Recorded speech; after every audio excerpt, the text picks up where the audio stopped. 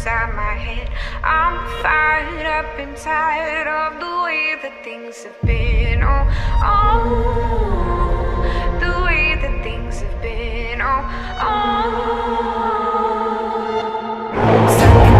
Second, don't you tell me what you think that I can be. I'm the one at the sail, I'm the master of my sea. Oh, ooh, the master of my sea. Oh, ooh.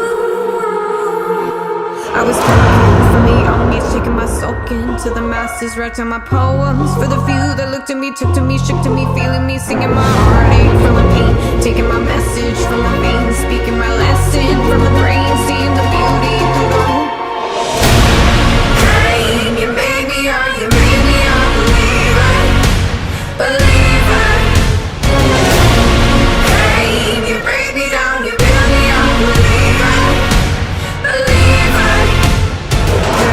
Mahirap maging mahirap. Isa yan sa mga bagay na palagi kong naririnig at naiisip. Isa ka din ba sa mga katulad namin na nangangarap na mabigyan ng magandang buhay ang pamilya? Bilang isang magulang, layunin namin na mabigyan ng magandang kinabukasan ang aming pamilya. Dati na din akong nangarap na magkaroon ng sariling sasakyan. Pero dahil sa hirap ng buhay, naisantabi ko ang pangarap na yon.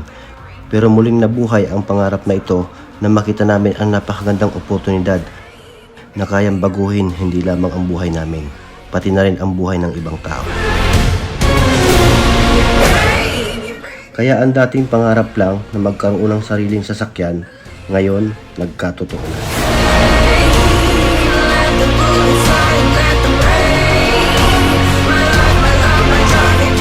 Hindi naging madali ang bawat pagdadaanan mo sa buhay. Kapag naniwala at nagtiwala ka sa Kanya, tutulungan ka niya na maabot ang mga pangarap mo sa buhay. I am Jonelyn Torno. And I am Mark Daniel Idanan. We are Agent of Hope, and I am Worldwide.